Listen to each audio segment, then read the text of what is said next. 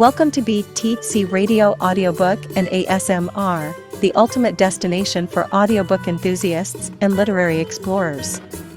If you're someone who finds solace in the symphony of words, if you yearn to get lost in captivating tales spun by master storytellers, then you've just discovered your haven. Join us on a journey where pages come to life through the power of sound, where every narrative nuance and character emotion is vividly painted in the theater of your mind. From timeless classics to contemporary gems, our channel is a sanctuary for those who believe that stories are meant to be heard. So, sit back, close your eyes, and let the magic of words transport you to distant worlds, one audiobook at a time.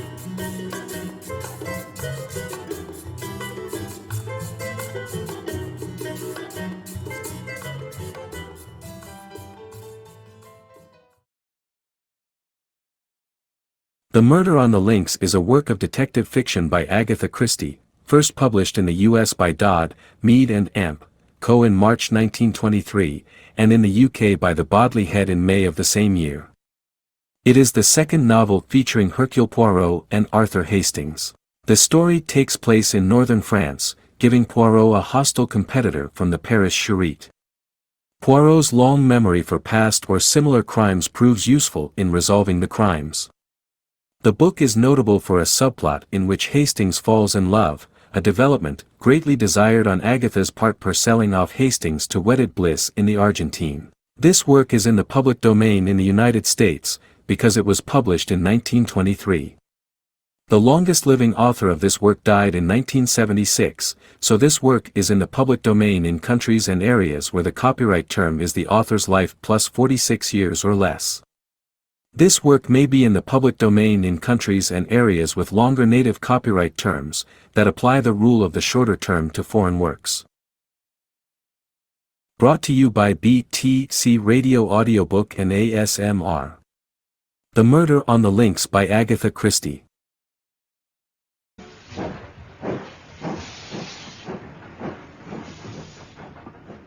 Hell and damnation! Oh, I say. Oh dear, did I shock you? Oh, no, not in the least. I'm so sorry about my language. Most unladylike and all that. But I've lost my sister. Really? That's most unfortunate. He disapproves. He disapproves of my unladylike language, of me, of my sister, which is most unfair because you haven't even seen her. Well, now, look here. Say no more. Nobody loves me. I am crushed. I knew you couldn't be such a mutt as you looked. Oh. Not that I'm against a little dignified disapproval, and I like a man who can still be shocked in this day and age.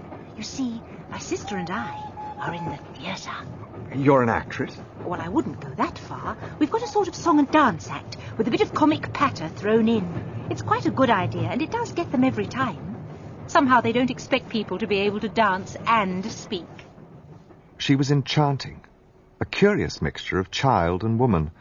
Though perfectly worldly wise, there was yet something oddly ingenuous in her single-minded determination. We're going to make money, I'm sure of it. If only she hadn't missed the bloody train. Oh, dear. I'll go again. It was a day in early June. I had been transacting some business in Paris and was returning by the morning train to London. So what do you do? I'm a sort of private secretary to an MP. That sounds so important. I'm distinctly impressed. Oh, there's really awfully little to do. Usually a couple of hours a day sees me through. It's pretty dull, too. I don't know what I should do if I hadn't something to fall back on. Your etchings? No. I share rooms with a very interesting man. He's Belgian. He's set up as a private detective in London, now that he's retired from the police. Sometimes he lets me help him out. I just adore crime. I go to all the mysteries at the movies, and when there's a murder on, I simply devour the papers. The miles flew by. We were so absorbed in one another that we were in Calais before we realized it. Goodbye, and I'll mind my language in future. Oh, but surely you'll let me look after you on the boat. Oh, I may not be on it. I've got to find out where that sister of mine has got to. We're going to meet again, surely. Aren't you even going to tell me your name? Cinderella. Ah, Hastings, you are the eternal romantic. You see a girl on the train, you talk to her for a couple of hours, and you do not even know her name. Mon ami, you restore my faith in the absurdity of the human race. And now tell me, what is in the Morning Post? 2 bills, a letter from the Boy Scouts. No doubt they wish me to deliver a lecture. And this, postmarked Merlinville-sur-Mer. Oh, let me see. Well, that's somewhere between Calais and Boulogne, isn't it? Listen to this. Dear Monsieur Poirot, I am in need of the services of a private detective. On account of a secret I possess, I go in daily fear of my life. I am convinced that the danger is imminent, and therefore beg that you lose no time in crossing to France. I will send a car to meet you at Calais, if you will wire me when you are arriving. I shall probably need your services for a considerable period of time, as it may be necessary for you to go to Santiago. Oh. P.T. Renauld. And there is a postscript. For God's sake, come. You'll go, of course. Of course. There's no time to lose. The Continental Express leaves Victoria at 11. You will accompany me? Oh, but Poirot, I've only Oh, just... come. After all, who will ever notice your absence? Who is this chap, anyway? A well-known South American millionaire. Come, let us pack. At Calais there was no car to meet us, but Poirot did not seem unduly put out and promptly hired one. A little way outside Merlinville, a girl with the figure of a young goddess showed us the rough, narrow road that led to the Renauld house, the Villa Geneviève. What did I tell you, Hastings? The eternal romantic. But didn't you think she was beautiful? Oh, mon ami, 2 people rarely see the same thing. You, for instance, saw a goddess, while I... What did you see? I saw only a girl with anxious eyes. Something's wrong. There are police everywhere. What's happening? You can't go any further, monsieur. But we have to see Monsieur Renauld. This is his villa, isn't it? Yes, monsieur, it is his villa. But I'm afraid that Monsieur Renauld was found dead this morning. Do you mean he was murdered? I cannot answer any questions, monsieur. Very well. Will you have the goodness to see that this is taken to the commissary at once? What is his name? Inspector Bex. My dear Monsieur Poirot, your arrival is most opportune. You have information to give which may assist us? Possibly you know it already. Were you aware that I had been sent for by the dead man? What? It seems he knew an attempt was to be made on his life. He sent for you? Well, that upsets our theories considerably. Let me take you to the examining magistrate. He's in the salon. Most extraordinary. But what is this secret he mentions? What a pity he wasn't more explicit. We're much indebted to you, Monsieur Poirot.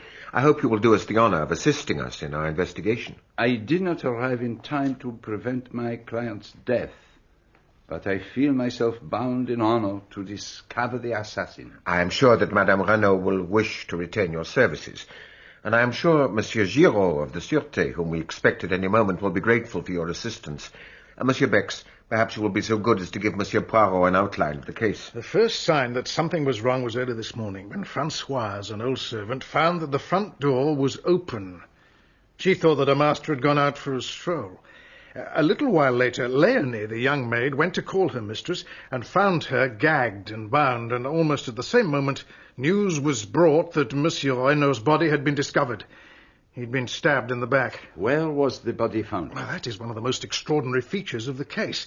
The body was lying face downwards in an open grave, just a few yards outside the villa grounds. And how long had he been dead? According to Dr. Durand, he died sometime between midnight and 3 a.m. And Madame Renaud's evidence narrows the time to after 2 a.m. Death must have been instantaneous and naturally could not have been self-inflicted. What did she tell you? We've not been able to question her. She's still under sedation. What have you gathered from the other people who live in the house? Well, the chauffeur is on holiday and Monsieur Renaud's son Jacques is away. Which leaves us with the 2 women servants. I was about to interview them when you arrived. I hope you will do me the honour of being present at my interrogation. Françoise Arichet. You have been in service at the Villa Geneviève for a long time? I was here for 11 years with the old countess, and when the villa was sold, I agreed to stay on with her. Now, I understand that when you came down this morning, you found the front door was open. Was that right? Yes, that's right. I remember that I heard him lock up last night after she left, and... Just a moment. After who had left? The lady who came to see him. And who was she? Well, how should I know? Well, I'm sure you know very well who she was, and you're obliged to tell the police. Who was she? I never thought I'd be mixed up with the police. Very well, I'll tell you. It was Madame Dobray. She often comes round in the evenings. Madame Dobray from the Villa Marguerite? That's the place, just down the road. So you're saying that Monsieur Renauld and Madame Dobray were... Well, I'm not saying anything. She's not so young any longer, but I've seen the way men look at her when she goes down the street. And just lately, she's had more money to spend. Everyone's noticed. And can you tell us what time Monsieur Renauld let her out? About 25 minutes past 10. Do you know what time he went to bed? I heard him come up about 10 minutes after we did. The stairs creak so that you can hear anyone going up and down. Thank you, Françoise. That will be all. Leonie Hollande. Now, mademoiselle, I understand that it was you who admitted Madame Dobray last night. Not last night, monsieur. The night before. But Françoise has just told us that Madame Dobray was here last night. No, monsieur. A lady did come to see Monsieur Renauld last night, but it was not Madame Dobray. This lady was much younger. And there is one other thing. And what is that? I think she was English. At least she was speaking to Monsieur Renauld in English, and he was speaking English as well. When he opened the door to let her out, he said, "Yes, but for God's sake, go now." Thank you, mademoiselle. Is that all? For the present. But this is most interesting. Show Monsieur Poirot the letter. The letter? The letter we found in Renaud's overcoat. It was written in English and was obviously from a woman. Thank you, Monsieur Bex. Perhaps you would care to read it to us, Hastings? My dearest, why have you not written for so long? You do love me still, don't you? I can't live without you. Sometimes I fancy another woman is coming between us. If that is so, take care. I'd as soon kill you as lose you to another woman. I mean it. How can I convince you how much I love you? Your own adoring Bella. And what do you make of it, monsieur? It would seem to offer a very simple explanation for the murder. But crime passionnel does not really answer to the facts of the case. It does not account for the masked men or for Renaud's letter to you. Though there is one other thing. And what is that? The dead man's will. Take a look. Everything left unconditionally to his beloved wife Eloise. Simply drawn up, but perfectly legal. Perhaps you have not noticed... The date? Yes, I noticed it. A fortnight ago. Possibly it marks his first intimation of danger. Don't you think it's a little hard on his son? It leaves him entirely dependent on his mother, and if she were to marry again... Oh, man is a vain animal. Doubtless Monsieur Renauld was certain that his wife would never marry again. Or perhaps he thought it would be wiser to leave all the money in his wife's hands. The sons of rich men are notoriously wild. It may be as you say. And now, I am sure you would like to visit the scene of the crime. Monsieur Bex will show you where the body was found. This way, gentlemen. Just a moment, if you please. That room there, is that Monsieur Renaud's study? You would like to see it? Thank you. Monsieur Renauld was evidently a man of taste and order. Everything in its place. Except for the hearthrug. It is crooked. What have you found? A scrap of paper. In France, as in England, the domestics omit to sweep under mats. Do you see what it is? A fragment of a cheque. It appears to be made out to someone named Duveen. And if I am not mistaken, the handwriting is that of Monsieur Renauld. I really cannot imagine how I came to overlook this. Renaud's chequebook was on his desk. I remember noting that, but the last counterfoil is blank. The murdered man's body lay in a shed at the back of the house. Monsieur Renauld looked to be about 50 years of age. His skin was deeply bronzed. On his face was an expression of absolute amazement and terror. Have you any idea with what weapon the crime was committed? It was left in the wound. Here it is. It looks like a paper knife. It is remarkably sharp. A nice little tool for murder. No fingerprints? None.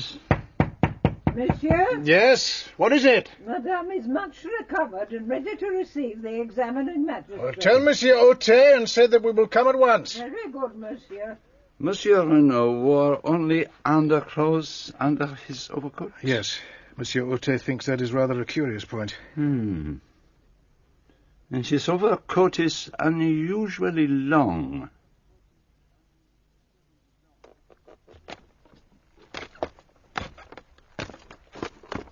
Take care. The stairs are rather worn. And noisy, too. They creak fit to wake the dead.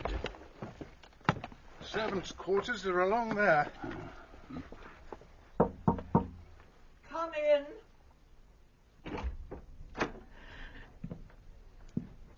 Pray be seated, gentlemen. I hope that it will not distress you too much to tell us what happened last night. Not in the least. I know that you must act swiftly if you're to catch my husband's murderers. It might tire you less if I were to ask you questions. Now, what is the first thing you remember? I felt a hand being pressed over my mouth. The light was turned on. There were 2 men in the room. Can you describe them? I could see very little of their faces. They were masked. One was very tall and had a long black beard. The other was shorter and stout, and his beard was red. He was the one who was holding me. He forced a gag into my mouth and then bound up my hands and feet. And what about your husband? They forced him into the room next door. I could hear them talking in Spanish. They said something about a secret. They wanted to know where it was hidden.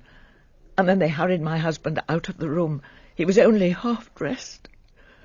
The tall man said, "One sound and you're a dead man." I must have fainted after that. And do you have any idea for what they were searching? None whatever. Tell me, madame, had your husband shown any sign of anxiety before the attack? He seemed distracted, and he wouldn't tell me what was wrong. Were you aware that he had called in the services of a detective? A detective? Yes, this gentleman, Monsieur Hercule Poirot. Madame? I had no idea of this. I see. What time was the crime committed? I remember hearing the clock on the mantelpiece strike 2. There's a watch on the floor. It looks as if one of the men trod on it. It's mine. It must have fallen off the dressing table. But it says 7 o'clock. Let me see. The glass is broken, but it is still going. But it's only 5 o'clock now. It is of no importance. Are you aware that your husband had a visitor last night? No. Who was it? A lady. Indeed. Forgive me, madame, but do you recognize this? Yes. That's my little paper knife. But was that... Yes, madame. Your husband was killed with this weapon.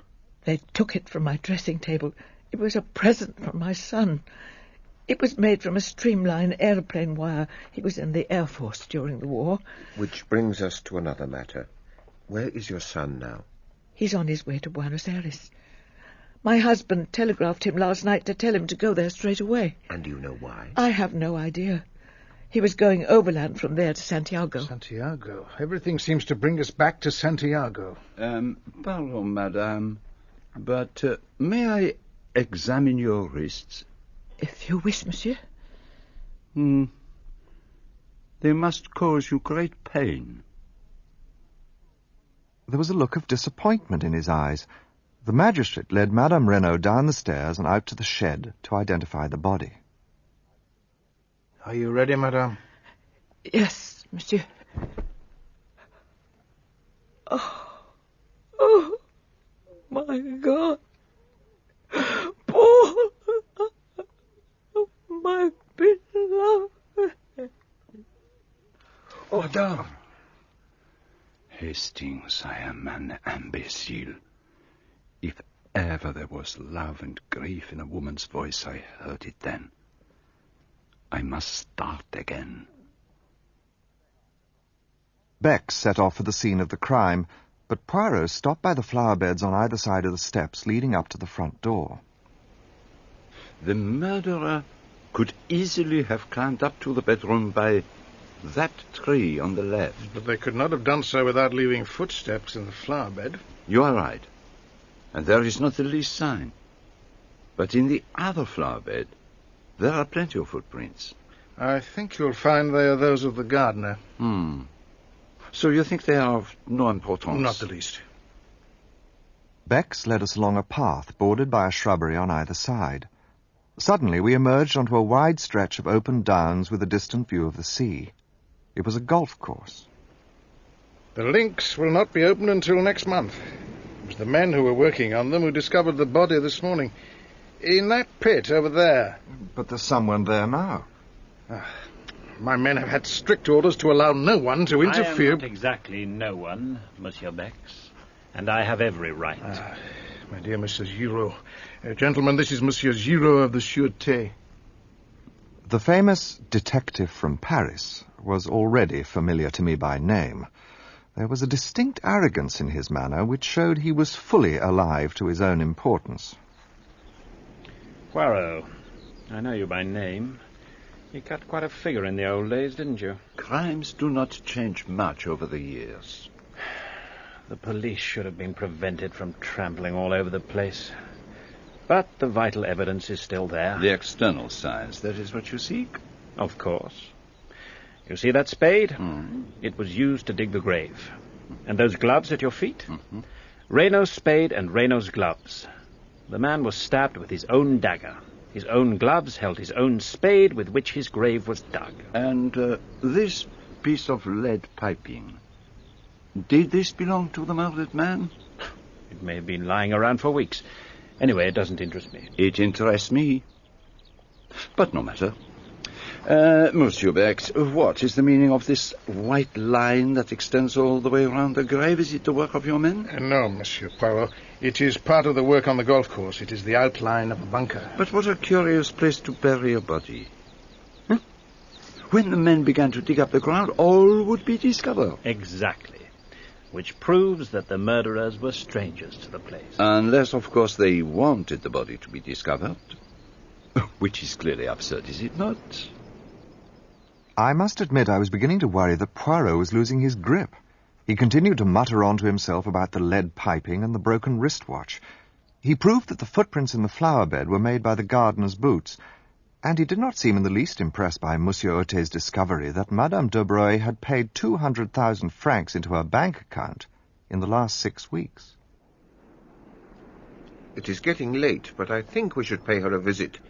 It is possible that he may have told her the secret he did not confide to his wife.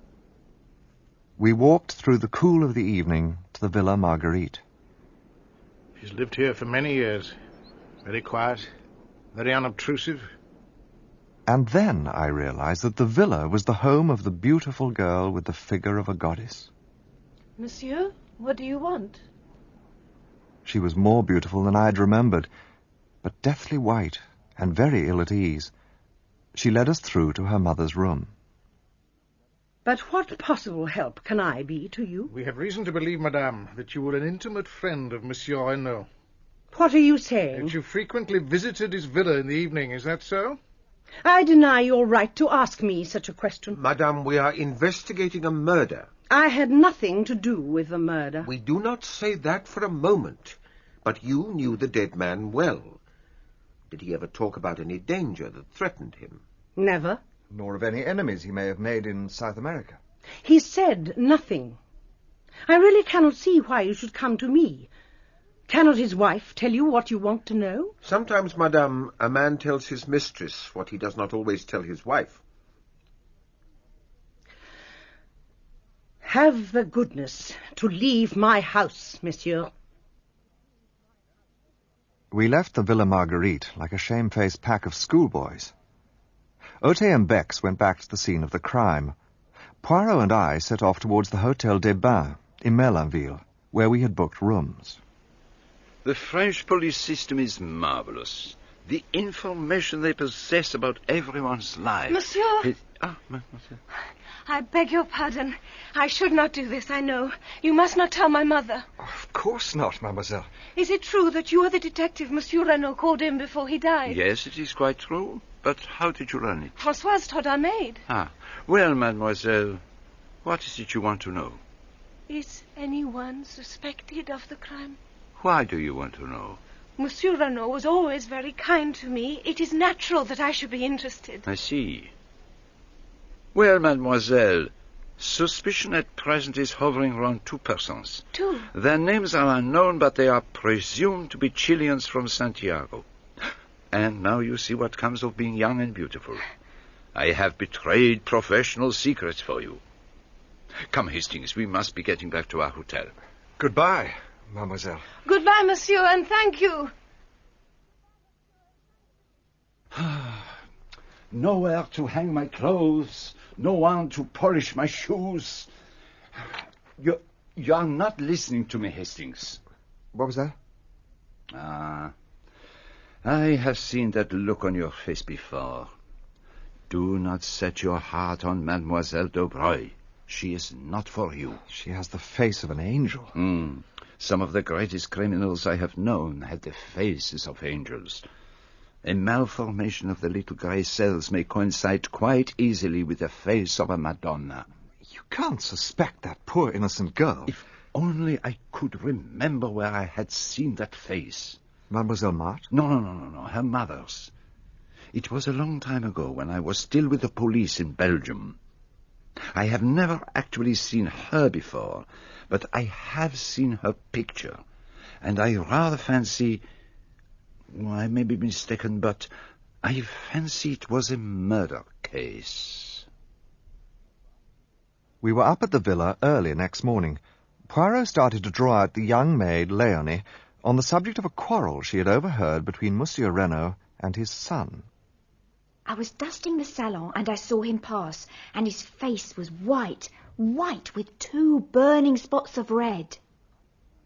I had a mind to take another look at the scene of the crime. I fought my way through the shrubbery and found myself on the links, some 100 yards away from where the murder had been committed.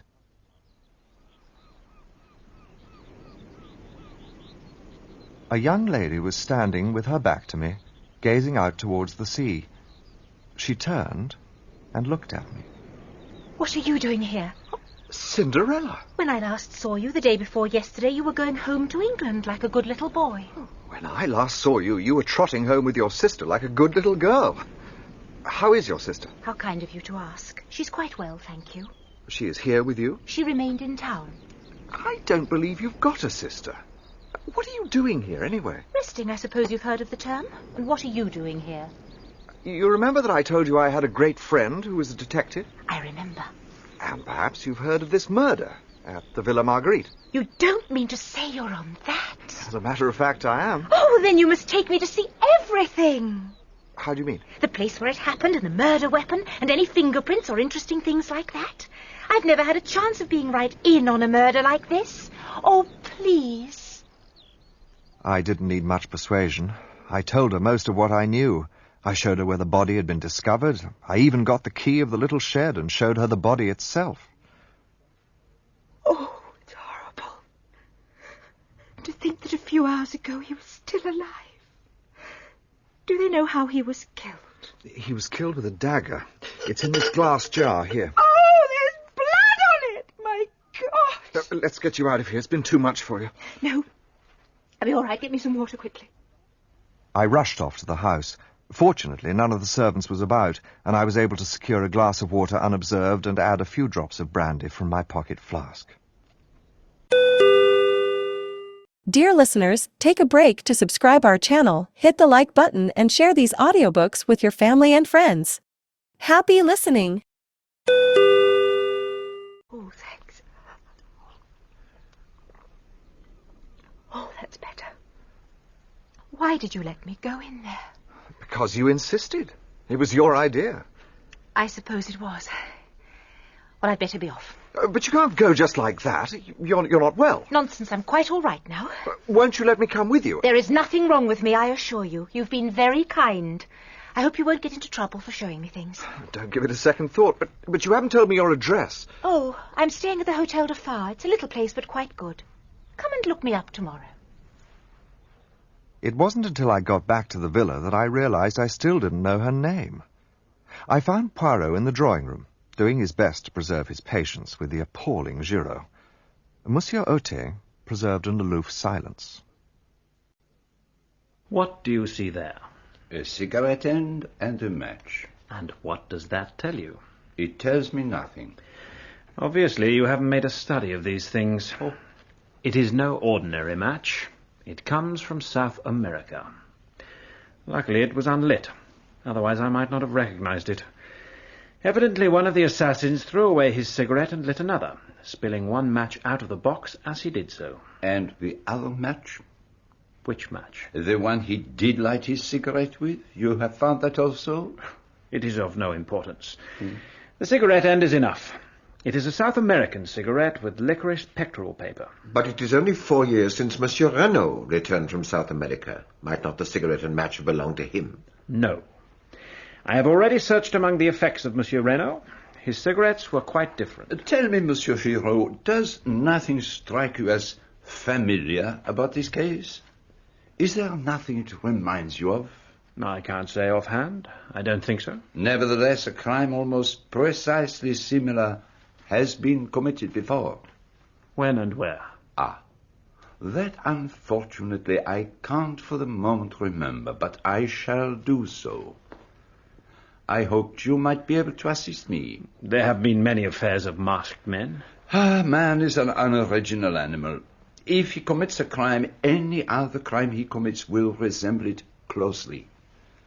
The English murderer who disposed of his wives by drowning them in their baths is a case in point. Where is all this getting us? When you have two crimes, precisely similar in design and execution, you find the same brain behind them both. I am looking for that brain, Monsieur Giraud, and I shall find it. I'm sorry, monsieur, but he insisted... Forgive me for disturbing you. Who the devil are you? What do you mean by bursting into the room? I suspect he has every right to do so. You are Jacques Renaud, isn't that so? That is correct. So you did not sail on the Anzora? The ship was delayed for 24 hours by engine trouble. I happened to buy an evening paper and saw the report of my father's death. Sit down, Monsieur Renaud. It must have been a terrible shock for you to learn the news as you did. I hope you will not feel that we are too insensitive. If I'm at your disposal. Ask me any questions you please. I understand that the journey was undertaken at your father's request. That is so. Here's the telegram he sent. Proceed immediately Cherbourg, Anzora, sailing tonight Buenos Aires. Ultimate destination Santiago. Further instructions await you at Buenos Aires. You have been a good deal in South America, I think. I was there as a child, but I was educated in England, and when the war came, I served in the Royal Flying Corps. If you will permit, I would like to put a question to Monsieur Renaud. By all means, if you wish. Were you on good terms with your father? Certainly I was. So there is no truth in the assertion that you had a violent quarrel with him on the eve of your departure for Paris? We did have an argument. And did you say something like, "When you are dead, I can do as I please"? I must request an answer. I dare say I said that. I was very angry. And what was the subject of your quarrel? I decline to answer that. Monsieur Renaud, it is not permitted to trifle with the law. I will inform you if you like, monsieur. You know Poirot? Certainly I do. The subject of the quarrel was Mademoiselle Marthe d'Aubray. How the devil do you know that? Is that so, monsieur? Yes, it is.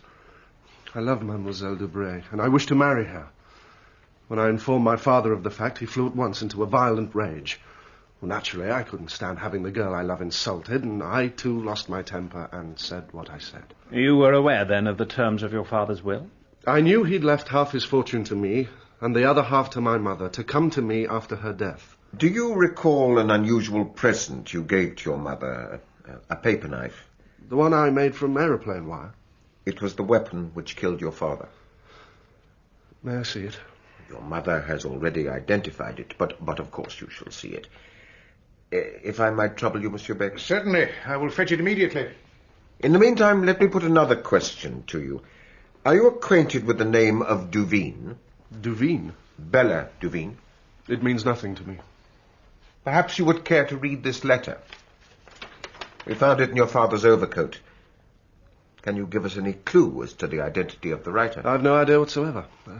Does my mother? As yet, no. Monsieur le Juge. Yes, what is it? The dagger has gone.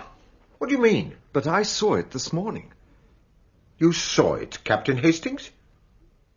There was nothing for it but to make a clean breast of it. Under the circumstances, they were quite remarkably forbearing. Giraud even congratulated me on providing him with a vital clue. But it was Poirot's opinion that I dreaded. He seemed remarkably unconcerned and was more interested in measuring the length of Jack Renault's overcoat. Most satisfying. What were you hoping to learn by measuring it? To see how long it was. Tell me, my friend, what are your thoughts about the case? To tell you the truth, I'm very worried about Madame Renauld. There's something about her that doesn't quite ring true. You are right. From the beginning, I have been sure that she was keeping something back. At first, I suspected her, if not of inspiring, at least of conniving at the crime. Why?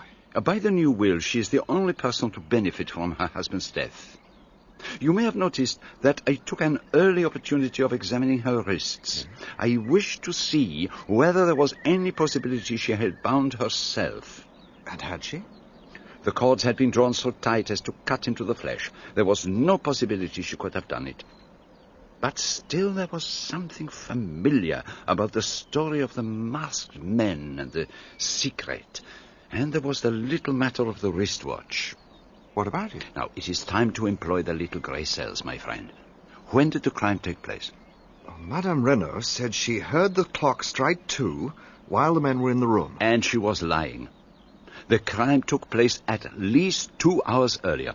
For some reason, it was imperative that it should appear to have taken place later than it actually did. You have heard of a smashed watch recording the exact hour of the crime?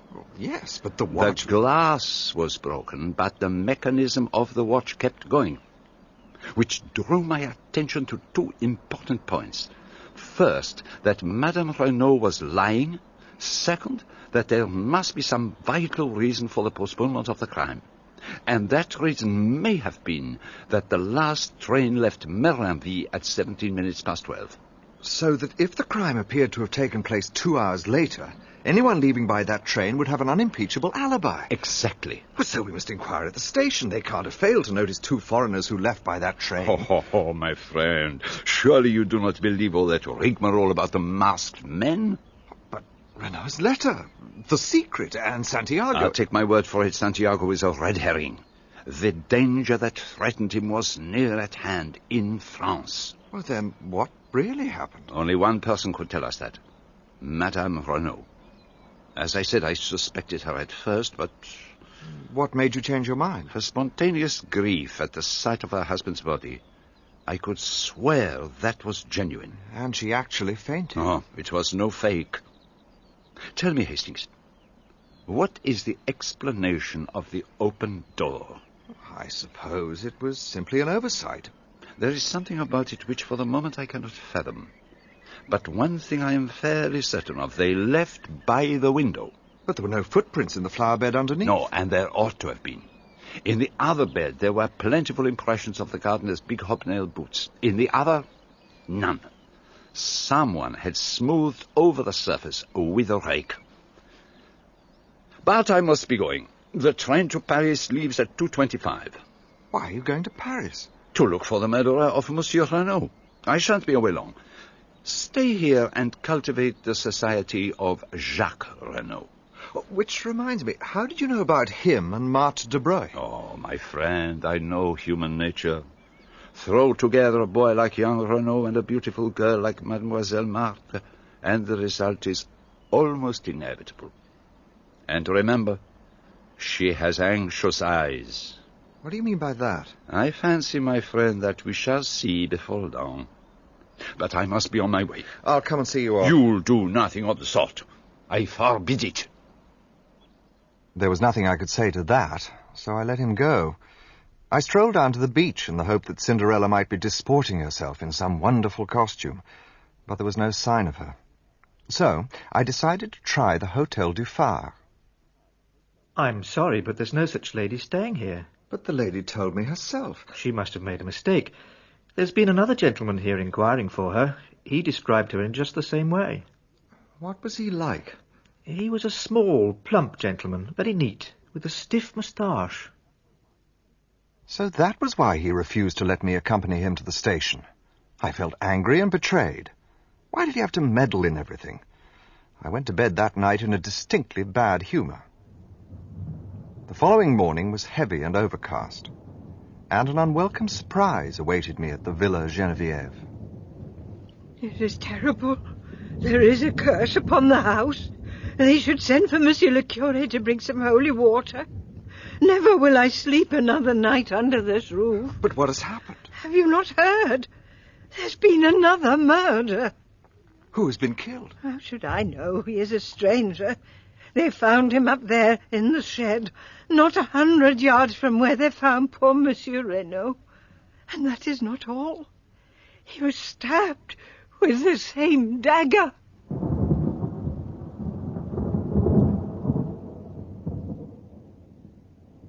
I am expecting the doctor at any moment, although we hardly need him. When was it done? Last night? I don't lay down the law on medical evidence, but the man's been dead well over 12 hours. When did you say you last saw that dagger? About 10 o'clock yesterday morning. Then it was probably not long after that. The body was dragged in here after the killing by 2 people. They've been careful to obliterate their tracks, but I can see well enough the unmistakable prints of a woman's shoe. She is here, monsieur. Show her in. Madame Renauld, this is the man. Do you know him? No. I have never seen him in my life. You do not recognize him as one of your assailants? No. I do not think so. Thank you, madame. That is all. The doctor is here. Good morning, Monsieur Giraud. At last. We will leave you to get on with your work. Come, Mr. Hastings. There's something I want to show you. Just take a look at this. A woman's hair. It was wrapped round the handle of the dagger. A long black hair. Does it suggest anything to you? Well, I scarcely... It suggests to me Madame de Breuil. But there will be time enough to go into that. I shall confront her and her daughter with the body. But there's something else. Did you look at the victim's hands? No, I can't say that I did. The nails were broken and dirty, and the skin was hard. They were not the hands of a gentleman, but he was dressed as one, and none of his clothing is marked. Monsieur Giraud. Well, Doctor, was I right? The man was killed shortly after 10 yesterday. Monsieur Giraud, that man has been dead for at least 48 hours, and probably longer. The whole thing was utterly fantastic. And then a telegram arrived from Poirot. His train would arrive at Merlinville at 12:28. And needless to say, it was late. It occurred to me that I might pass the time by asking a few questions as to who had left by train on the night of the murder. No, monsieur, there were no foreigners. Very few people took the train. I would certainly have noticed. Did young Monsieur Renauld leave by that train? Oh, no, monsieur. What possible reason could he have for arriving and departing within half an hour? You mean that he arrived at Merlinville that evening? By the last train, 11:40.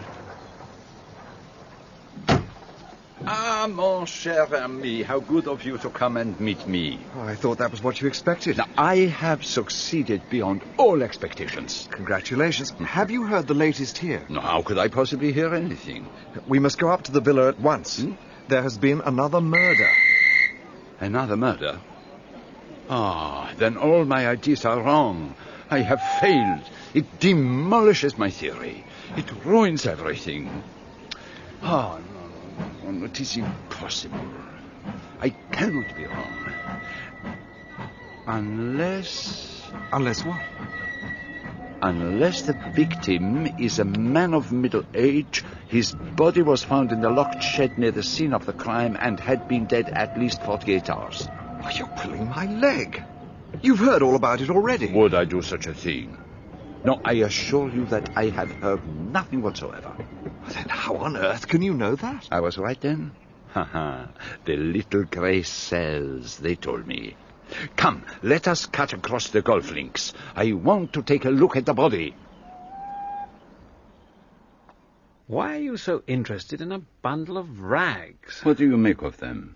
Old clothes of the gardeners. If you say so. Dr. Durand. What is it? There is foam on the lips. You observed it? I didn't notice it, I must admit. But you observe it now? Oh, certainly. It is a very strange wound. It has not bled. Now, what do you think, Doctor?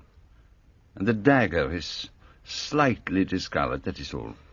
I agree it is most abnormal. It is not abnormal at all. It is perfectly simple. The man was stabbed after he was dead.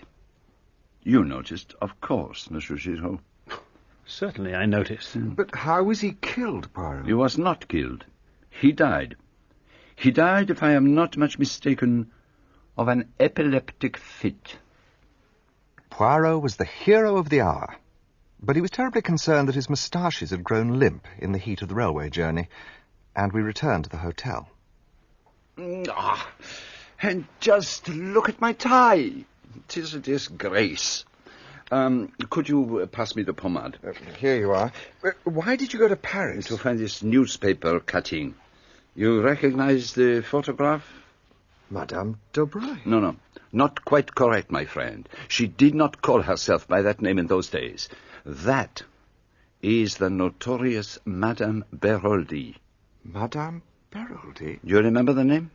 Wasn't she the one who was accused of murdering her husband? Just so.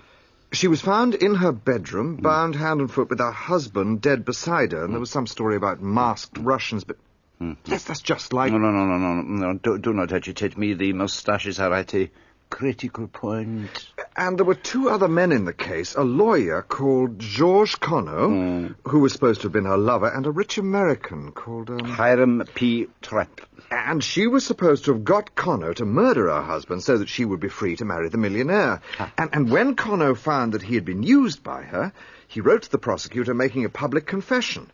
He was never found, and she, somehow or other, was acquitted. She swore that she had nothing to do with the planning of the crime.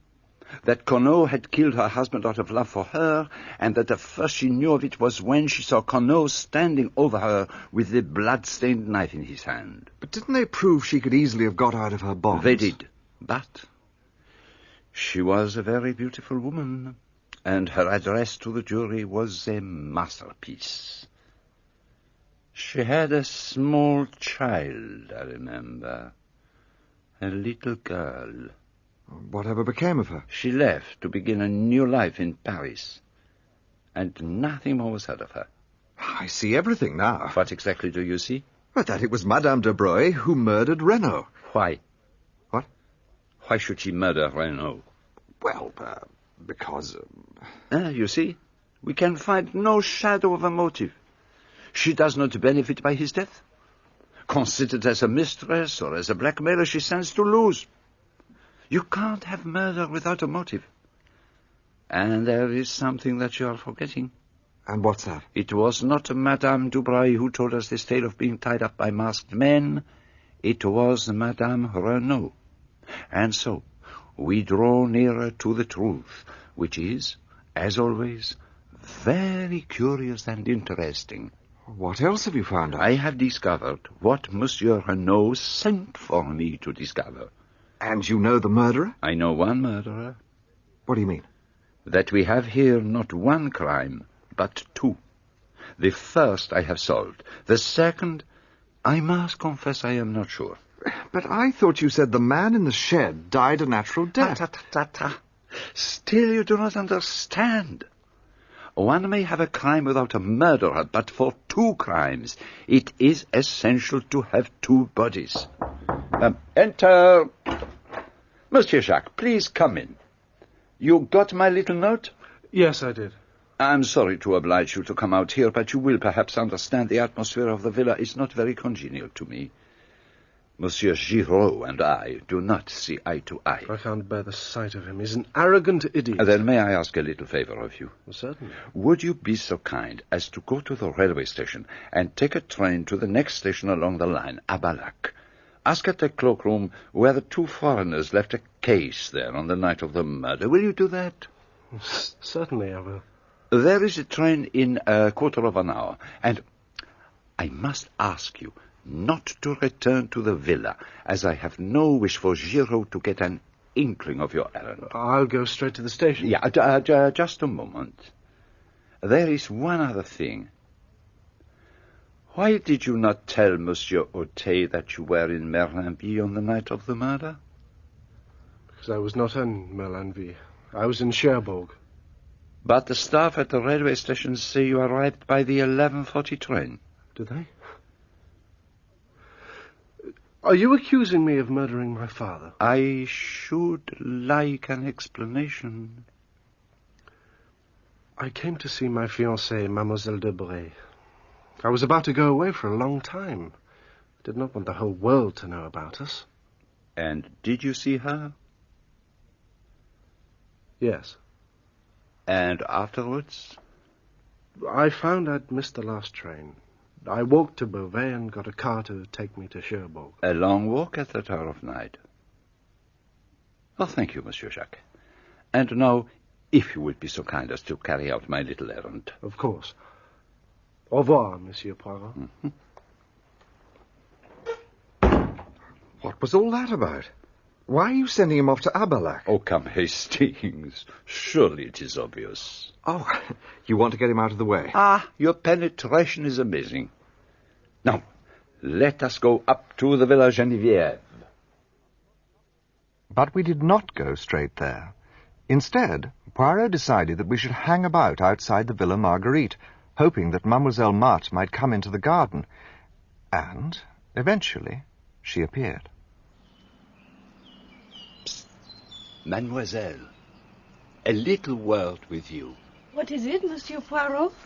You remember asking me if anyone were suspected of the crime? Yes, monsieur.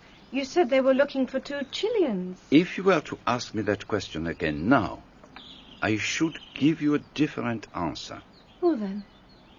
Jacques Renauld. But that's impossible. You know, of course, that he was here on the night of the murder. Yes, he told me. It was unwise of him to have tried to conceal the fact. Yes, but we cannot waste our time on regrets.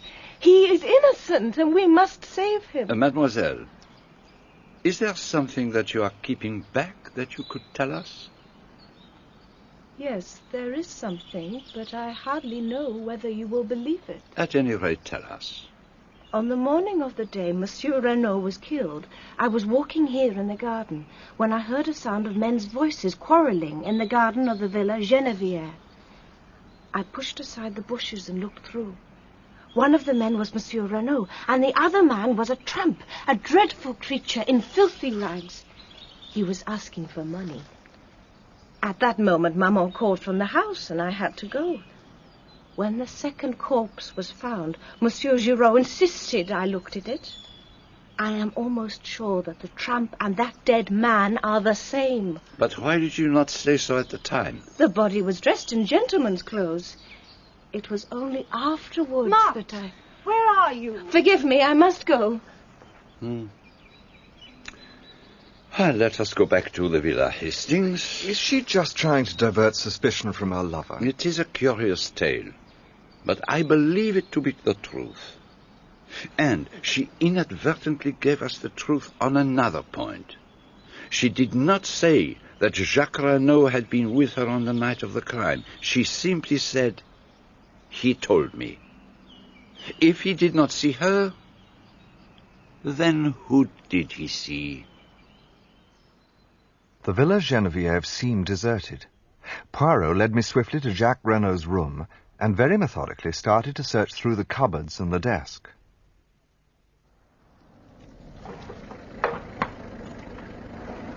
What is it? A car's just driven up.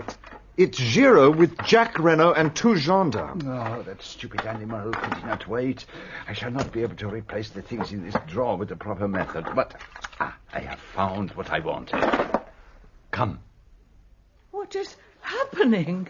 Where are you taking my son? He is under arrest for the murder of his father. What? It's not true. It can't be true. Before anyone could get to her, she fell heavily down the stairs. Poirot was instantly at her side. She has cut her head badly, and I fancy there is slight concussion here. But she must make a statement. Then you will have to wait. She will probably be unconscious for at least a week. A doctor was sent for, and we left Madame Renaud in the capable hands of Françoise. Giraud went off with his captive. Poirot decided he wanted sea air. We will sit on this little mound and review the case. Do you believe Jack is guilty? There is just a chance of it. But Giraud, of course, has got it wrong. The gravest charge against Jacques Renaud is known only to me. What is that? Now, if you would use your little grey cells and see the whole case as clearly as I do, you too would perceive it. Think, my friend. Arrange your ideas. Be methodical. There is one thing. Well? There's someone we've forgotten. And who is that? Georges Conneau. Excellent. Carry on. Well, he disappeared 20 years ago, but we've no reason to suppose he's dead. Proceed. Therefore, we will assume that he's alive. Perhaps. Or that he was alive until recently. Better. Let us presume that he's fallen on evil times. He's become a tramp.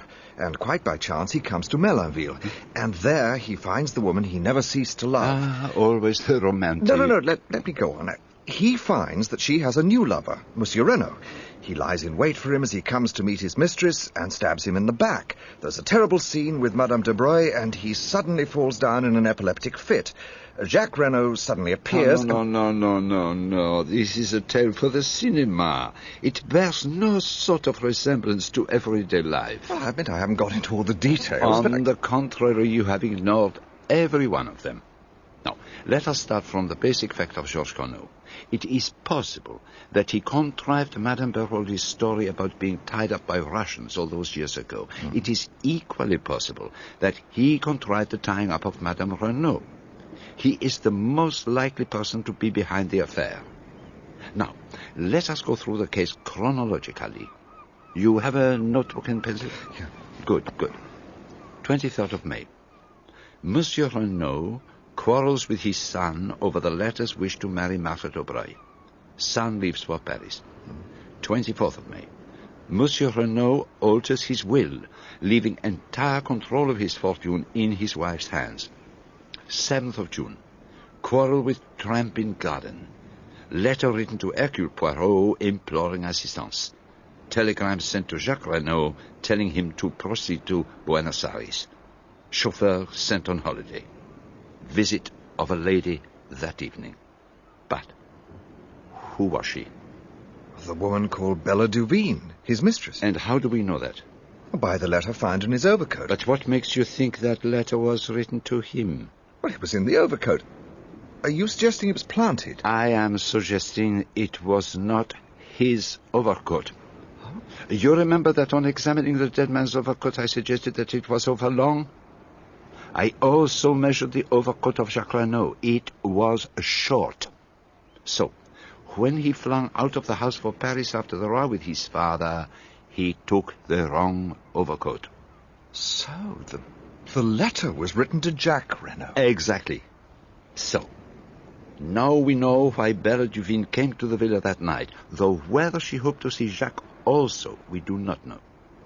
She told Monsieur Renaud she had a claim on Jacques and showed him letters Jacques had written to her. The older man tried to buy her off by writing a check, which she tore up. In the end, he got rid of her, and you remember the words overheard by the maid Leonie? Yes, but for God's sake, go now. He was desperately anxious to get her out of the way. Time was slipping by, and for some reason, time was precious. Why should it be? That is what we must ask ourselves. Time was important. Dear listeners, take a break to subscribe our channel, hit the like button and share these audiobooks with your family and friends. Happy listening! Do not forget the incident of the wristwatch. You always keep coming back to that. I don't see where all this is leading us. Why can't you simply tell me who killed Monsieur Renaud? That is just what I am not sure of. That's typical. You ridicule all my ideas, but when it comes down Patience, my friend. Remember, it is 2 crimes we are investigating, for which, as I have pointed out, we have the necessary 2 bodies. Now, let me ask a question. Whom do we believe to have planned the crime? You've just told me. Georges Conneau. And we know the crime to be a fake. and that Madame Renauld is lying to protect someone. Perhaps her son, perhaps the man she loves. But if Renauld planned the crime and she did it for the man she loved, then she loves Georges Renauld. If you look at it like that... Who, then, is Georges Renauld? The tramp. Have we any evidence to show that she loved the tramp? No. Now, ask yourself, whom Madame Renauld did love? Whom did she love so dearly that when she saw his dead body she fell down in a faint? Her husband. Her husband. Or Georges Renauld. Whichever you like to call him. But that's impossible. How impossible? Because it would mean that Renauld planned his own murder. Well, mon ami, that is exactly what he did do. But how could any man in his right mind... There is one detail that perhaps escapes you. He did not intend to die. It is almost simple, really. Georges Renauld flies from justice to Canada. There, under an assumed name, he marries and goes to South America, where he acquires a large fortune. 20 years elapse, and he deems it safe to return to Europe. And ill fortune, or obscure justice, if you wish, takes him to Merlinville, and to the one person in the whole of France who is capable of recognizing him, Madame d'Aubray. And she bleeds him heavily.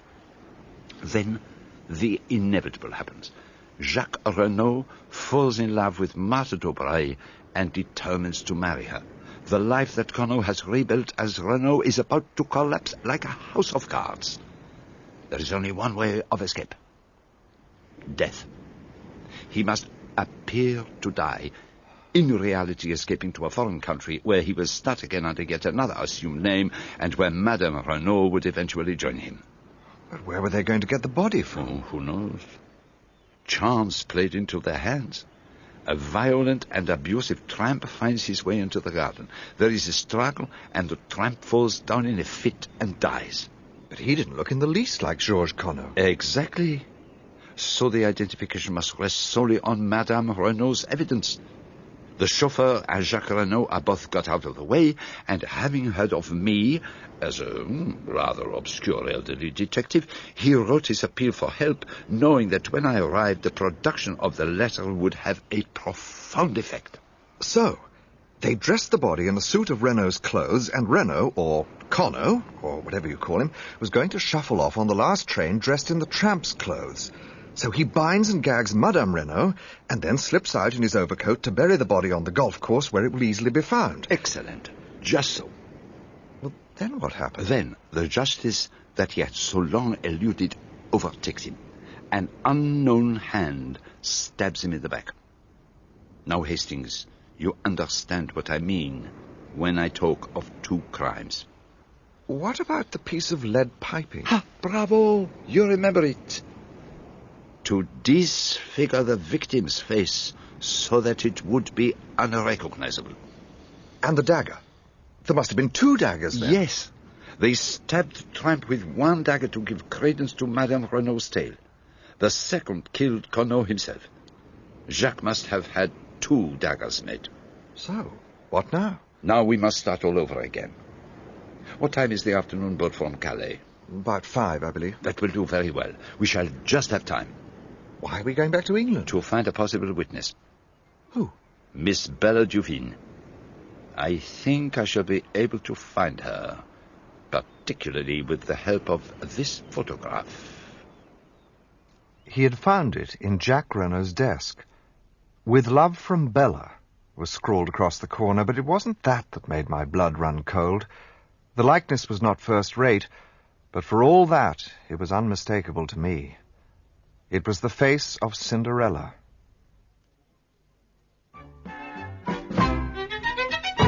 The Dulcibella Kids. That was the name she and her sister were known by. And Poirot tracked them down to a nasty little theatre in Coventry. There she was. There they both were. One flaxen-haired, one dark, matching as to size, with short, fluffy skirts and big bows in their hair. They danced and did quite tricky acrobatic feats. Charming, don't you agree? Oh, I don't think I can sit through the rest of the bill. I need a breath of fresh air. I'll see you back at the hotel. Ah, go by all means, mon ami. I shall stay to the end.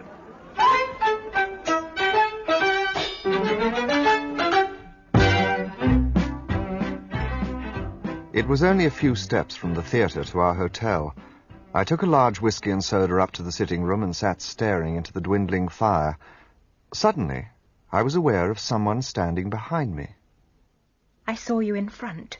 When you got up to go, I slipped on a cloak and came after you. What are you doing here? Was the man with you the detective? Yes. Is he looking for me? Oh, don't cry. Please don't cry. You're safe with me. I'll take care of you. Look, I know everything. Oh, no, but you don't. I think I do. Why did you take the dagger? I was afraid there might be fingerprints on it. Are you going to give me up to the police? Of course I'm not. Why not? Because I love you. You can't. Not if you know. What do you know, then? I know that you came to see Renauld that night. He offered you a cheque and you tore it up, and then you left the house. Go on. What then?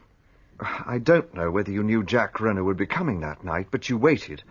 Just before 12, you saw a figure on the golf links, and you recognized the overcoat as Jack's. Go on. You had threatened to kill him in your letter, and now you knew about Mutt. You plunged the dagger into him. I don't believe for a moment that you meant to kill him. You're right. I can see it all as you tell it.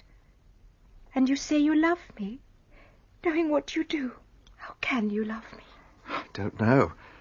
I think love is like that, a thing one cannot help. I don't ask for anything in return. Love him still if you want to, but let me help you. That's all I ask. You think that I love Jack? Not as I love you. Never as I love you. Oh, Cinderella. What a pretty picture. Poirot. Help me! Quick, I'll hold him. Up, Hastings. Is this not a little high-handed? Get out of here, Cinderella, as fast as you can. Oh, mon ami, you do this sort of thing very well. The strong man holds me in his iron grasp, and I am helpless as a child. But all this is uncomfortable and slightly ridiculous. Let us sit down and be calm. You won't go after her. Am I, Giraud? Let me go. Without doubt, I shall be able to find her when the time comes. I suppose I haven't got the right anymore to ask what happens next. On the contrary. We are going back to France without delay. We? Of course. You know very well you can't afford to let Papa Poirot out of your sight. We crossed the channel by the morning boat and went straight back to the Hôtel des Bains. A letter had been left for Poirot at the reception desk. Dear Monsieur Poirot, if you get this, I beg of you to come to my aid. I have no one to turn to, and at all costs, Jacques must be saved. I implore you on my knees to help us. Marthe d'Aubray. You'll go? At once. I was in despair. I had no idea what to do. They won't even let me visit Jacques in prison. I'm going mad. Is it true what they say, that he doesn't deny the crime? I fear so, mademoiselle. But it's impossible. He couldn't have done it. I don't believe it. Neither do I believe it, mademoiselle. But then why doesn't he speak? I don't understand. Perhaps because he is screening someone. Screening someone? Do you mean his mother? I suspected her from the very beginning. Who inherits all that vast fortune? She does. It is easy to wear widow's weeds and play the hypocrite. Mademoiselle, if we are to work together, we must have things clear. First, I will ask you a question. Yes, monsieur? Are you aware of your mother's real name? There. No. Calm yourself, petite. I see that you do know. Now, a second question. Did you know who Monsieur Renauld really was? Monsieur Renauld? Ah, I see you do not know that. Then I shall explain a few of the facts to you, but I must be brief. We have to go to Saint-Omer to be present when Jacques is brought before the court. Please save him, monsieur. I love him so. Save him. Save him. Renauld, do you deny that you were in Merlinville on the night of the crime? I have told you that I was in Cherbourg. He was a changed man.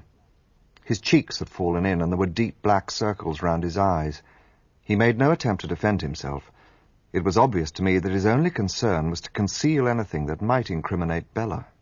I have no alternative but to commit you for trial. Monsieur Auteuil, I swear that I did not kill my father. Monsieur le Juge! Monsieur le Juge! How dare you disturb the sitting of the court? There is a lady here who says... Who says what? This is highly irregular. Get out! But a slender figure, dressed all in black, her face hidden by a long veil, had made her way into the courtroom. You are the juge d'instruction, Monsieur Auteuil. She raised her veil, and I was seized with fear. But though as like her as two peas, this was not Cinderella. It was the face I had seen in the photograph Poirot had found in Jack Renault's room. My name is Bella Duveen. I wish to give myself up for the murder of Monsieur Renauld. There is a letter for you, mon ami. I suspect it is from your little acrobat. My friend, you will know all by the time you get this. Nothing that I can say will move Bella. She has gone to give herself up. You will know now that I deceived you, and that where you gave me trust, I repaid you with lies. But once I knew that you thought I was Bella, and that you intended to save me, I knew I had to use you to help me save her. So I went on lying. But as soon as Bella read in the paper that Jack had been arrested, it was all up. I'm very tired. I can't write any more. Dulcie Duveen. And you mean to say you knew all along? Yes, my friend. Why didn't you tell me? To begin with, I could hardly believe it conceivable that you could make such a mistake. The sisters are very alike, but by no means incapable of distinguishment. Why didn't you tell me that night in the hotel in Coventry? You were rather high-handed in your methods. You did not give me a chance. And I was a little hurt at your want of faith in me. But where am I to find her? There's no address on the letter. There's a French stamp, that's all. No. Do not excite yourself. Leave it to Papa Poirot. I will find her for you as soon as I have a few minutes. Ah, Monsieur Jacques. My heartiest congratulations. I had to come and see you. What's going to happen to Bella? I went through all that to protect her, and now it's all no use. If I were you, I should not distress myself unduly. The French courts are very lenient to youth and beauty and the crime passionnel. I've treated her shamefully. I should have told her the truth after I met Marthe, but I was too much of a coward. Could you tell us exactly what did happen on that terrible evening? Well, as I told you, I came from Cherbourg to see Marthe. The train was late, and I decided to take a shortcut across the links. Then I heard a strange cry. It wasn't loud, a sort of choke and gasp. I came round the corner of a bush. In the moonlight, I saw a figure lying face downwards with a dagger sticking in his back. Then I looked up and saw her. She was looking at me as though she saw a ghost. All expression seemed frozen out of her face by horror. Then she turned and ran. And afterwards? I thought I'd better get away as fast as I could. I went back to Cherbourg. Thank you. There is something you should know. Your mother has regained consciousness. I am about to go to the Villa Geneviève. Will you come with us? I will come, but I would like to ask a favor of you. Whatever you wish. How would it be if you went on first to break the news to Mother that I'm free? While you break it in person to Mademoiselle Marthe. Of course, by all means. But let us be off. When we got to the villa, Poirot insisted on going up to see Madame Renauld alone, while I paced about the salon. It was some time before he reappeared, looking unusually grave. I would hardly have credited it, but women are very unpredictable. What has happened? I fear we are in for serious trouble. Madame Renauld. Here are Jack and Mart. We came as quickly as we could. It is better. You should not go up. Your mother is very upset. But I must see her. No, Monsieur Jacques. But Jacques and I... In any case, do not take Mademoiselle with you. And if you do insist on going up... I thank you for your good offices, Monsieur Poirot. But I will make my own wishes clear. Mother. I am no mother of yours. You are no son of mine. From this day and hour, I renounce you. But Mother, what have I done? Your father's blood is on your head. You thwarted and defied him over this girl, and by your heartless treatment of another girl you brought about his death. Tomorrow I intend to take such steps as shall make it certain you shall never touch a penny of his money. Make your way in the world as best you can, with the help of a girl who is the daughter of your father's bitterest enemy. Slowly and painfully she went back up the stairs. Jack Renauld swayed and nearly fell. The events of the last few days have proved too much for him. Now, where can we take him? To the Villa Marguerite. We will look after him, Maman and I.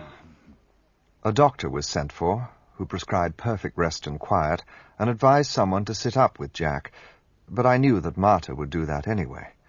Poirot and I went back to the Hotel des Bains. Has an English lady, a Miss Robinson, arrived? Yes, monsieur. She's in the little salon. Good. Come along, Hastings. But who on earth is Miss Robinson? Oh, go on, mon ami. Do you think I wish to trumpet abroad in Merlinville the name of Duvine? Cinderella. Thank you, Monsieur Poirot. Now, mes enfants, for the moment we have no time for sentiment. There is work ahead of us. Mademoiselle, were you able to do what I asked you? Here it is. But that's the dagger that... I thought you said you threw it in the sea. Très bien. I am very pleased with you. Now, go now and rest yourself, mademoiselle. Hastings and I have work to do. You shall see him tomorrow. Oh, no. Wherever you're going, I'm coming too. No, but mademoiselle... I'm coming too, and that is that. Oh, very well, but it will not be amusing. In all probability, nothing will happen. It was quite dark now, and there was a cool breeze. Poirot set off in the direction of the Villa Geneviève, but when we were passing the Villa Marguerite... I should like to assure myself that all is well with Jacques Renauld. Come in with me, Hastings. It would be best if Mademoiselle perhaps remained outside. Madame d'Aubray might say something which would wound her. Do you see the shadow on the blind up there? Mm-hmm. That's Martha d'Aubray, surely. Then that is where we shall find Jacques Renauld. He is still very feverish, but he is sleeping. That is the great thing. Maman made him a tisane. Is the doctor coming back? Not unless we send for him. We will come again in the morning. Permit me to show you out, monsieur. I hope we have not troubled you, madame. Not at all, monsieur. This is a trying time for us all. At least Monsieur Jacques is in safe hands now. She will sit by his side all night with her embroidery.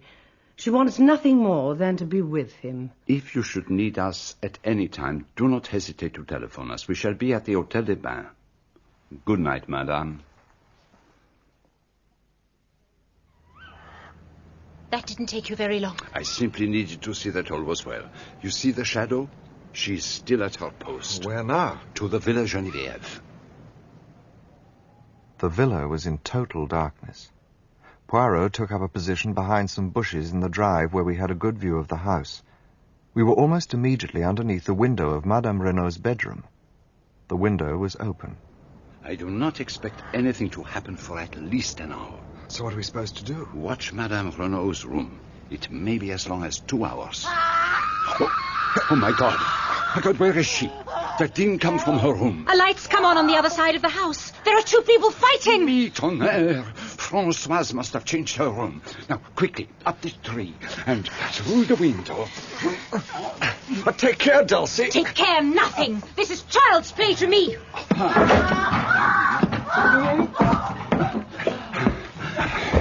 Oh, Monsieur, the door of the room is locked and bolted. It will take too long to burst it open. Where is Françoise? Let me try. No, it is useless. Françoise! Françoise! You're wasting your energy. I'm the only one who can do anything. Huh? Where are you going? I'm going to climb round to the window by the outside. Be careful, you'll be killed. No. You forget she is a professional acrobat. Let us pray she is in time. Monsieur Poirot, what's going on? Why didn't you tell me she changed her room? Where is your mistress? In the room, down the passage. This way. But you can't get in. The door's locked and bolted on the inside. It's all over. She's safe? I got here just in time. God, you came. I was nearly strangled. Where is she? Over there. Dead? I think so. That marble fender's got a very sharp edge, and it was a very heavy fall. I'm sorry. Sorry. But for you, I would have been killed. But who is it? The murderer of Monsieur Renauld and the would-be murderer of Madame Renauld. The figure was wrapped in a fold of some dark material. I knelt down and lifted it up, and looked into the dead, beautiful face of Marthe de Broglie. No, my friend, it was not a dream. I simply don't understand. Surely it was Bella Duveen who killed Renauld. She said she did, but that was simply to save the man she loved from the guillotine. But didn't Jacques Renauld say that he... He said they both arrived at the scene at the same moment. Each took the other to be the perpetrator of the crime, but neither of them was the murderer. It was a cold-blooded, premeditated crime which could only have been committed by someone who knew what the Renaulds themselves intended to do. And then I remembered what Marthe de Broglie had told us about seeing the quarrel with the tramp. What if she had seen the tramp's death and not been called away by her mother, as she said? And what if she had heard the conversation between the Renaulds which followed? What possible motive could she have had for killing Renauld? Money. Renauld was a millionaire several times over, and at his death, half of that vast fortune would pass to his son.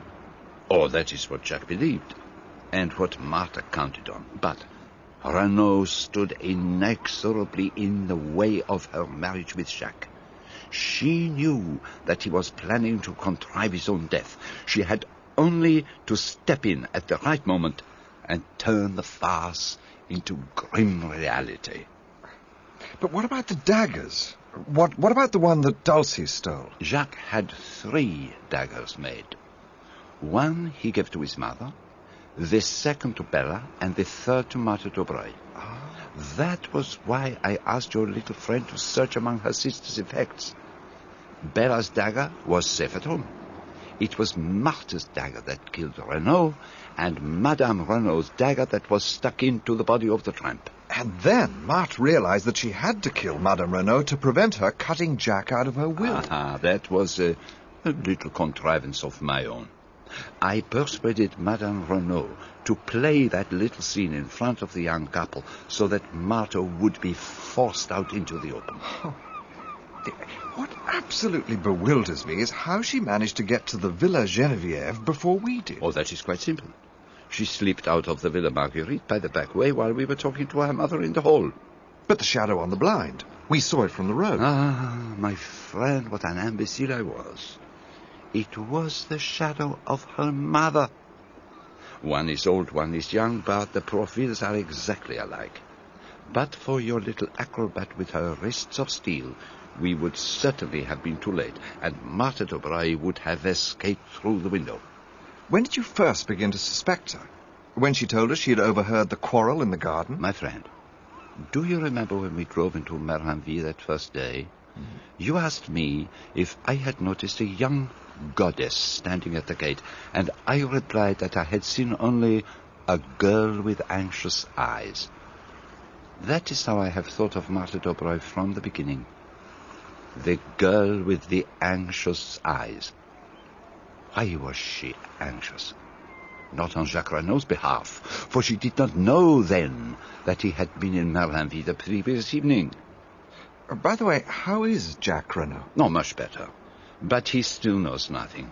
He's still at the Villa Marguerite, but Madame de Bray has disappeared. The police are looking for her. Was she in with her daughter, do you think? We shall never know. Madame is a lady who can keep her secrets, and I doubt very much if the police will ever find her. What is your friend Giraud going to say of all this? He knows already. He has a crisis of the nerves. He has been obliged to return to Paris. A few days later, Jacques Renaud came to see us, with a resolute expression on his face. Monsieur Poirot, I've come to say goodbye. I'm sailing for South America almost immediately. I mean to start a new life out there. You go alone, Monsieur Jacques? My mother goes with me. I shall try. No one else? What do you mean? A girl who loves you very dearly, who has been willing to lay down her life for you? Bella, how could I ask her? After all that's happened, could I go to her? Women have an infinite capacity for understanding. Yes, but I've been such a damned fool. You have a new and wonderful life before you. Ask her to share it with you. You may not realize it, but your love for each other has been tested in the fire and not found wanting. You have both been willing to lay down your lives for each other. And what, you may ask, became of Captain Arthur Hastings and his little acrobat? I never knew your name was Arthur. It's a closely guarded secret. But what am I to call you? It can't be Bella, since it isn't your name, and Dulcie seems so unfamiliar. Then you'll have to go on calling me Cinderella. And you all know how the best fairy tales come to an end. Dear listeners, hope you enjoyed the dramatized version of the novel. We have many more such great classic audiobooks in our channel playlist. If you have heard FO far, then subscribe to our channel and hit the like button, turn on the notification bell so that you receive notification when we upload the next bestsellers audiobook for free. Also share this audiobook with your friends and family.